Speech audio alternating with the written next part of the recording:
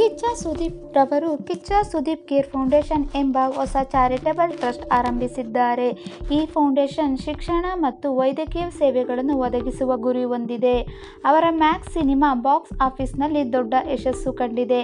ಭವಿಷ್ಯದಲ್ಲಿ ಅವರು ಬಿಲ್ಲಾ ರಂಗ ಭಾಷಾ ಸೇರಿದಂತೆ ಹಲವು ಸಿನಿಮಾಗಳಲ್ಲಿ ಕಾಣಿಸಿಕೊಳ್ಳಲಿದ್ದಾರೆ.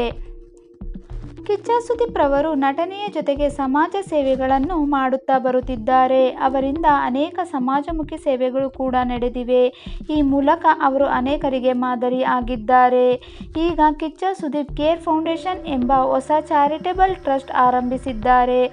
ಸುದೀಪ್ ರವರ ಅಳಿಯ ಸಂಚಿತ್ ಸಂಜೀವ್ ಈ ಫೌಂಡೇಶನ್ ಲೋಗೋ ಹಾಗೂ ಟಿ ಶರ್ಟ್ನ ಇತ್ತೀಚೆಗೆ ಬಿಡುಗಡೆ ಮಾಡಿದರು.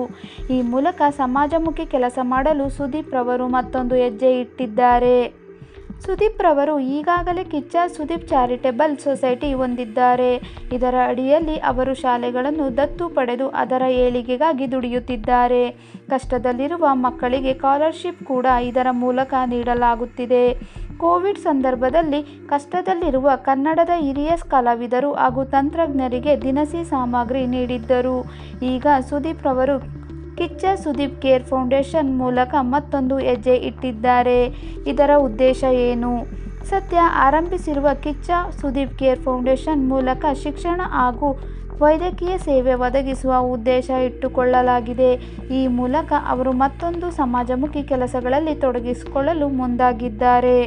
ಇಷ್ಟು ಕಿಚ್ಚ ಸುದೀಪ್ ಕೇರ್ ಫೌಂಡೇಶನ್ ಬಗ್ಗೆ ಇರುವ ಮಾಹಿತಿ.